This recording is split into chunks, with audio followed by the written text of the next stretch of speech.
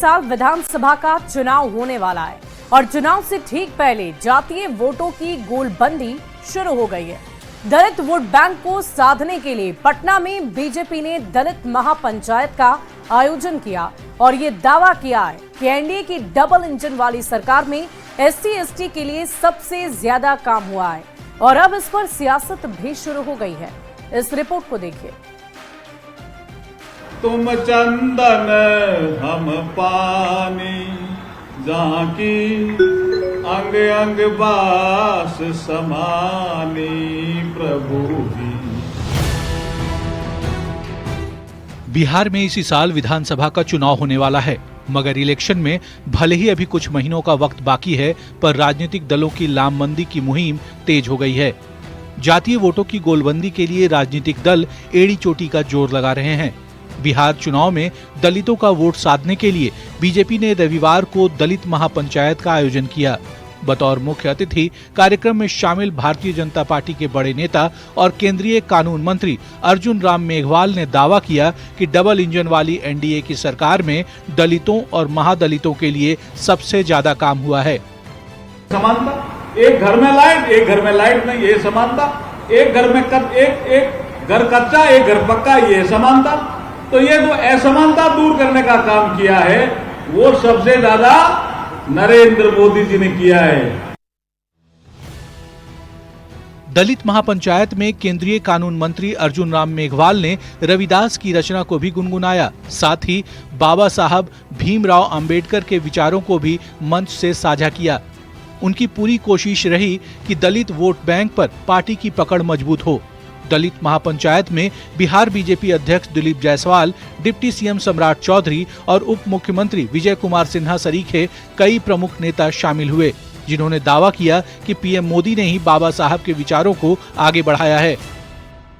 दलित पंचायत महापंचायत के माध्यम से कि अब सोने की चिड़िया नहीं बनाना है, अब मोदी जी के नेतृत्व में सोने का शेर बनाना है। कि जब बाबा भीमराव अंबेडकर का मृत्यु हो गया, उसके लाश को दिल्ली में दफनाने का जगह नहीं दिया गया और उनकी पत्नी बाबा भीमराव अंबेडकर के लाश को बंबई ले गई और बाद में यही नेहरू और कांग्रेस वालों ने उनके पत्नी से जहाज का भाड़ा मांगा था। बीजेपी के दावे पर आरजेडी ने निशाना साधा। राज्यसभा सांसद मनोज झा ने केंद्रीय गृह मंत्री अमित शाह के उस बयान की याद दिलाई जो उन्होंने सदन में बाबा साहब भीमराव अंबेडकर को लेकर कहा था। ने बिल्कुल अमित शाह जी को याद कर लें। अंबेडकर अंबेडकर अंबेडकर सदन में बोला था ना, इतना नाम भगवान का लेते तो क्या से क्या ना मिल जाता। दोहरा चरित्र नहीं चलता। आरजेडी कह रहा है कि बीजेपी का दोहरा चरित्र नहीं चलेगा और भारतीय जनता पार्टी दावा कर रही है कि SC/ST के लिए सबसे ज्यादा काम एनडीए की सरकार में हुआ। हालांकि ये तो बिहार चुनाव में ही तय हो पाएगा कि दलित समाज किसके दावे पर ज्यादा भरोसा करता है। पटना संवाददाता आनंद अमृतराज और धर्मेंद्र कुमार के साथ ब्यूरो रिपोर्ट, न्यूज़ 18। और इधर चुनावी साल में तेजस्वी ने पासी समाज को एक बड़ा सियासी संदेश दिया। आरजेडी के पासी समाज के महाजुटान में तेजस्वी ने बड़े बड़े वादे किए। वहीं तेजस्वी के वादों पर एनडीए ने तंज कसते हुए पासी समाज को भड़काने का आरोप लगाया।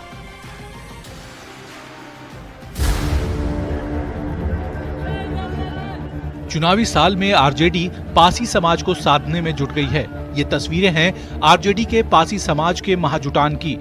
चुनावी साल में तेजस्वी यादव पासी समाज को साधने के लिए नए सियासी अंदाज में दिख रहे हैं। तेजस्वी मंच पर कंधे पर ताड़ी का लवनी लेकर पासी समाज की मांग का समर्थन कर रहे हैं। तेजस्वी यादव ने मंच से पासी समाज को बड़ा संदेश दिया है। दूर दराज से आए हैं और इसमें कई लोगों का मांग है कि भाई जो लोग जेल में हैं, कई लोगों पे मुकदमा है, तो सरकार बनेगी तो उन पर जितने लगे मुकदमे हैं वो लोग हम लोग वापस लेने का काम करेंगे ताकि लोगों को न्याय मिले। और हम तो चाहते हैं ताड़ी फ्री तो हो जाए, लेकिन इसको इंडस्ट्री का भी दर्जा मिलना चाहिए। सब लोग जानते हैं प्राकृतिक चीज है ये, आप सब लोगों को इतना भरोसा दिलाना चाहते हैं कि तेजस्वी की उम्र कच्ची हो सकती है लेकिन जुबान कच्ची नहीं है। पासी समाज को तेजस्वी यादव के संदेश पर सियासत शुरू हो गई है। जेडीयू ने तेजस्वी पर पासी समाज के लोगों के बीच कंफ्यूजन फैलाकर सियासी फायदा उठाने की कोशिश की बात कही है। तो बीजेपी ने भी आरोप लगाया कि तेजस्वी पासी समाज को सरकार के खिलाफ भड़काने का काम कर रहे हैं। अगर हम ताड़ी उद्योग की बात करें तो बिहार की सरकार ने नीरा को जितना प्रमोट किया है उससे उस उद्योग को काफी बढ़ावा मिला है और जो भी लोग इससे जुड़े हुए हैं सब लाभान्वित हो रहे हैं।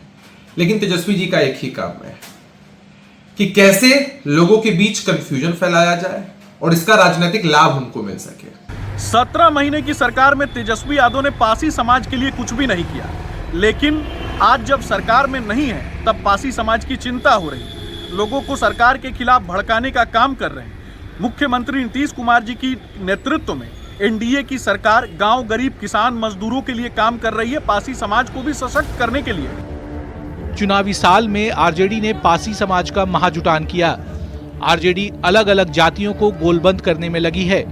पासी समाज एनडीए का वोटर माना जाता है। ऐसे में तेजस्वी ने पासी समाज को बड़े बड़े वादे कर नया सियासी दांव खेल दिया है। न्यूज़ 18 के लिए पटना से धर्मेंद्र कुमार और रजनीश की रिपोर्ट।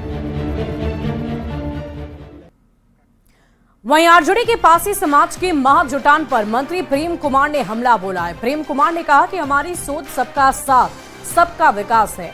जातियों में समाज को बांटने का काम काफी समय से हो रहा है और ऐसे कार्यक्रम से कोई फर्क नहीं पड़ने वाला है। पासी समाज एनडीए के साथ है। हमारी सोच सबका साथ, सबका विकास। इस जातियों में समाज को बांटकर जो कांग्रेस के जमाने से और आरजेडी के जमाने में बिहार में हुआ है, इससे हमारा सनातन धर्म कमजोर हुआ है, हिंदू समाज कमजोर हुआ जाकर।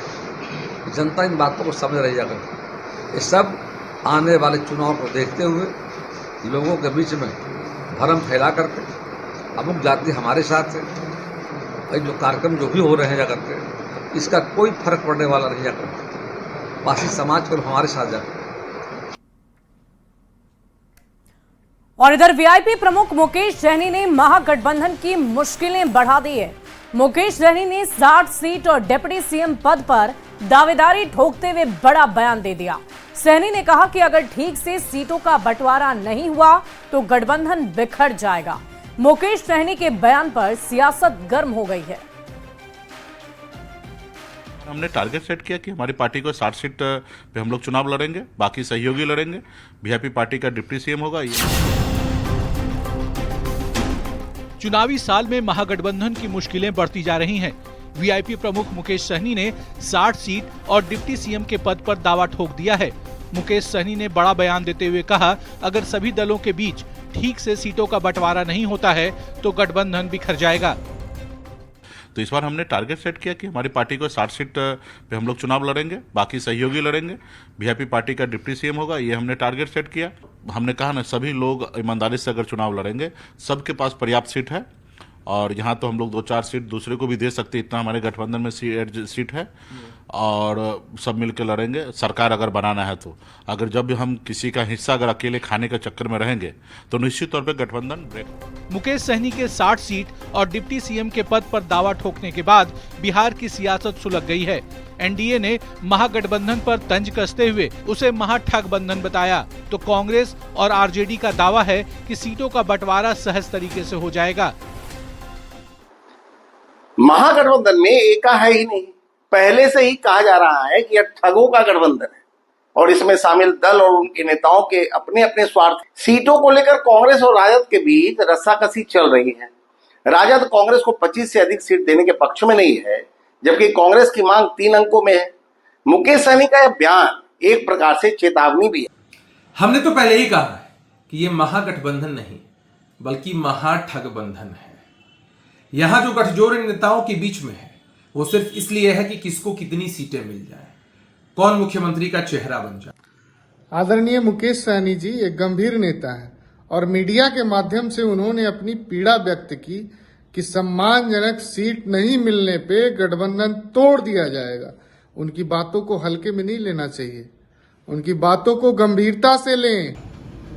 कि बिहार में महागठबंधन, इंडिया गठबंधन पूरी तरह से महा मजबूत है और महाविजय करेगा, और सीटों के बंटवारों को लेकर के किसी को कोई कंफ्यूजन में नहीं रहना चाहिए, गलतफहमी में नहीं रहना चाहिए। देखिए, इंडिया गठबंधन समय के साथ आपको सारी बातों का डिक्लेरेशन करेगी, और रही बात किसी की मन की बात, तो जिसकी जो मन की बात है वो बोल सकता है। इंडिया गठबंधन में सबको आजादी है। चुनावी साल में महागठबंधन में सीटों को लेकर सियासी बवाल मचा है। आरजेडी और कांग्रेस में सीटों को लेकर घमासान जारी है। कांग्रेस इस बार 100 सीट पर चुनाव लड़ना चाहती है, तो दूसरी तरफ वीआईपी ने 60 सीट और डिप्टी सीएम की दावेदारी ठोककर महागठबंधन की मुश्किलें और बढ़ा दी हैं। न्यूज 18 के लिए पटना से संजय कुमार और विनीता मिश्रा की रिपोर्ट। और मुकेश सहनी की 60 सीट और डिप्टी सीएम पद पर दावे के बाद बिहार में सियासत गर्म हो गई है। कांग्रेस विधायक अजीत शर्मा ने कहा कि कौन कितनी सीटों पर चुनाव लड़ेगा, इसका फैसला पार्टी के बड़े नेता करेंगे। चुनाव के बाद ही सभी दल ये तय करेंगे कि सीएम कौन होगा, डिप्टी सीएम कौन होगा।